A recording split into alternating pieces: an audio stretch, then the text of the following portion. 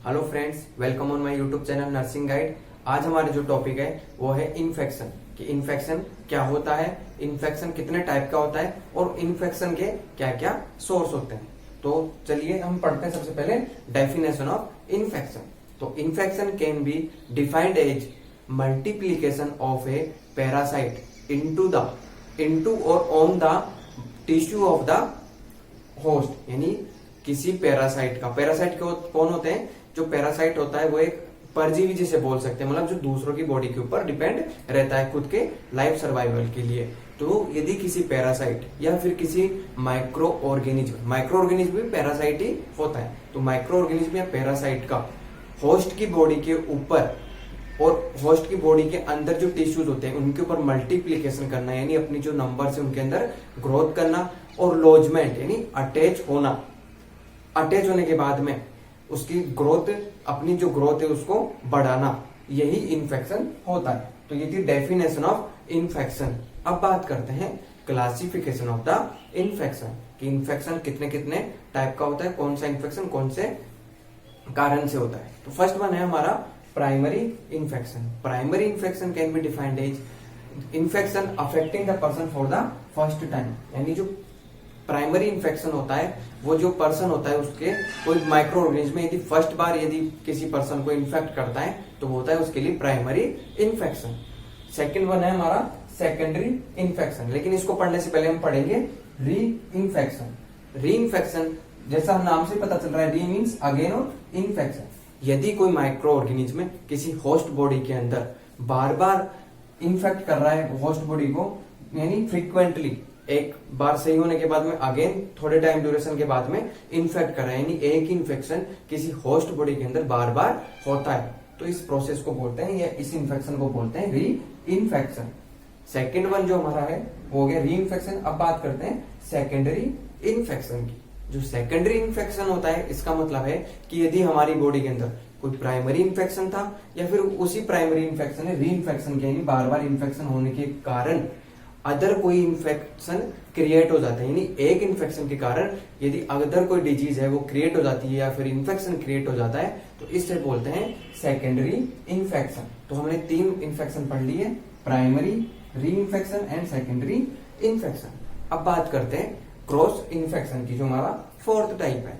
जो cross infection होता है उसका मतलब होता है कि एक इन्फेक्शन का या फिर एक इन्फेक्टेड पर्सन के थ्रू या फिर किसी सरफेस के थ्रू यदि इन्फेक्शन ट्रांसमिट होता है दूसरे होस्ट में, यानी एक होस्ट बॉडी से जो इन्फेक्शन है उसका ट्रांसमिशन होता है दूसरी होस्ट बॉडी में, तो इसे बोलते हैं क्रॉस इन्फेक्शन। अभी ट्रांसमिशन किन किन कारणों से हो सकता है? यदि कोई कम्युनिकेबल डिजीज है जिसका जो माइक्रो ऑर्गेनिज्म है वो एक पर्सन से दूसरे पर्सन में ट्रांसमिट हो सकता है, और उसके जो मेन रीजन होते हैं वो होता है कफ करने के कारण, स्नीज करने के कारण, वूपिंग के कारण, या फिर टॉकिंग, एक दूसरे से एकदम पास में, मतलब डिस्टेंस मेंटेन नहीं करके बात करेंगे तो ये इन्फेक्शन है एक से दूसरे पर्सन में स्प्रेड हो सकता है, जैसे आप इस कोविड-19 के अंदर भी देख रहे हैं। इसके बाद में है नोजोकोमियल इन्फेक्शन। जो नोजोकोमियल इन्फेक्शन होता है इसका जो अदर नेम है वो होता है हॉस्पिटल एक्वायर्ड इन्फेक्शन, यानी infection acquired from the hospital during treatment, lab investigation और एडमिशन इन द हॉस्पिटल। यानी एक ऐसा इन्फेक्शन जो हमें हॉस्पिटल में जाने के कारण वहां पर कोई पहले से इन्फेक्टेड पर्सन या वहां पर कोई सरफेस के ऊपर यदि कोई माइक्रो ऑर्गेनिज्म था उसके कांटेक्ट में हम आ गए तो उससे जो होने वाला इन्फेक्शन होता है वो होता है नोजोकोमियल इन्फेक्शन या हॉस्पिटल एक्वायर्ड इन्फेक्शन। अब है एक्यूट इन्फेक्शन, यानी इन्फेक्शन फॉर शॉर्ट ड्यूरेशन। हमारी बॉडी के अंदर कोई इन्फेक्शन हो लेकिन उसकी जो ड्यूरेशन हो वो शॉर्ट होती है, तो जो इन्फेक्शन होता है वो होता है शॉर्ट टाइम के लिए acute infection. Chronic infection, chronic infection means जो इन्फेक्शन होता है वो बॉडी में लॉन्ग ड्यूरेशन के लिए रहता है, लंबे समय तक रहता है, तो infection in body for long duration, ये होता है क्रॉनिक इन्फेक्शन। तो ये था हमारा क्लासिफिकेशन ऑफ द इन्फेक्शन। अब बात करते हैं सोर्स ऑफ इन्फेक्शन की। इन्फेक्शन के कौन कौन से सोर्स होते हैं? जो मेनली दो टाइप के होते हैं, एंडोजीनस और एक्सोजीनस। मीन्स हमारी बॉडी के अंदर कौन कौन से सोर्सेस के कारण जो इन्फेक्शन है वो स्प्रेड होता है। एंडोजीनस का जो अदर नेम होता है वो होता है ऑटो इन्फेक्शन, यानी हमारी जो बॉडी है इसके अंदर जो फ्लोरा है इसके अंदर जो माइक्रो ऑर्गेनिज्म प्रेजेंट होते हैं उनके अंदर, जब उनके कारण से यदि बॉडी के अंदर इन्फेक्शन होता है, यानी बॉडी के with in the body infection in with in the body, तो ये होता है ऑटो इन्फेक्शन। तो ये था endogenous infection, like E coli वगैरह हो गया, तो हमारे नॉर्मल स्टमक में प्रेजेंट होते हैं, लेकिन अदर कोई रीनल प्रॉब्लम वगैरह हो जाती है तो फिर ये कॉम्प्लिकेशन क्रिएट करने लग जाते हैं।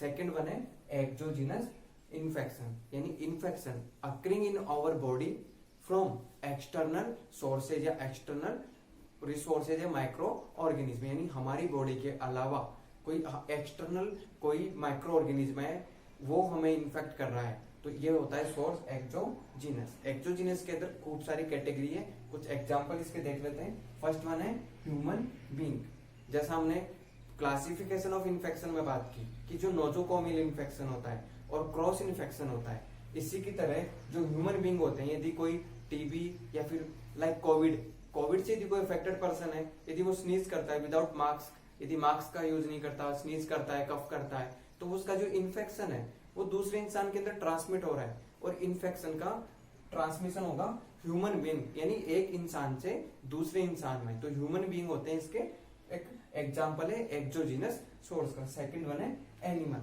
कुछ डिजीज ऐसी होती है जो एनिमल के कारण होती है। यदि हमारी होस्ट बॉडी है किसी एनिमल के कांटेक्ट में आ जाए, जो उसका जो स्लाइवा वगैरह होता है, यदि वो हमारी कांटेक्ट में आ जाए और उसमें कोई माइक्रो ऑर्गेनिज्म अक्कर होता है, मतलब प्रेजेंट होता है, तो उस माइक्रो ऑर्गेनिज्म के कारण यदि बॉडी की होस्ट बॉडी के अंदर इन्फेक्शन होता है तो इसका जो सोर्स होता है वो एनिमल के थ्रू भी होता है। और इसका सबसे अच्छा एग्जांपल है रेबीज।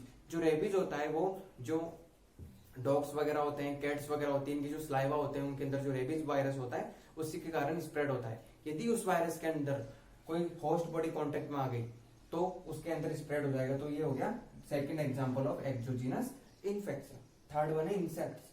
जो इंसेक्ट्स होते हैं इनके थ्रू भी, यानी जो हमारे सॉइल वगैरह में प्रेजेंट रहते हैं, इनके थ्रू इन्फेक्शन क्रिएट होता है। एनवायरमेंट मीन जो हमारा सराउंडिंग एनवायरमेंट है, यदि कोई एयरबोर्न डिजीज है, यदि हवा में कोई डिजीज फैल रही है, तो एयरबोर्न डिजीज के कारण यदि हमारा जो एनवायरमेंट है इसमें माइक्रो ऑर्गेनिज्म प्रेजेंट है तो वो होस्ट बॉडी को इन्फेक्ट करेंगे। और इसका सबसे अच्छा जो एनवायरमेंट का एग्जांपल है, जो मिट्टी होती है, सॉइल होती है, इसके अंदर जो टिटेनी वायरस होता है जो टिटनेस को लीड करता है, जो उस वायरस के वो जो सॉइल के अंदर प्रेजेंट होता है, जो एनवायरमेंट के अंदर होता है, उसके कारण जो टिटनेस लीड होता है। तो ये कुछ एग्जांपल थे एक्सोजीनस इन्फेक्शन के। ये था सोर्स ऑफ इन्फेक्शन, यानी हमारी बॉडी के अदर जो माइक्रो ऑर्गेनिज्म होते हैं, एक्सटर्नल जो माइक्रो ऑर्गेनिज्म होते हैं उनसे यदि हमारी बॉडी के अंदर इन्फेक्शन होता है तो वो होता है एक्सटर्नल या एक्सोजीनस इन्फेक्शन। और ये था एंडोजीनस इन्फेक्शन। ये था हमारा सोर्स ऑफ इन्फेक्शन। तो हमने बात की definition, classification and source of infection. इसी के साथ हमारा जो वीडियो है वो एंड होता है। आपको यदि हमारा वीडियो अच्छा लगा तो लाइक कीजिएगा, आपके जो सजेशन है वो मैं कमेंट में बताइएगा, और हमारे साथ जुड़े रहने के लिए हमारे चैनल को सब्सक्राइब कीजिए। Thank you.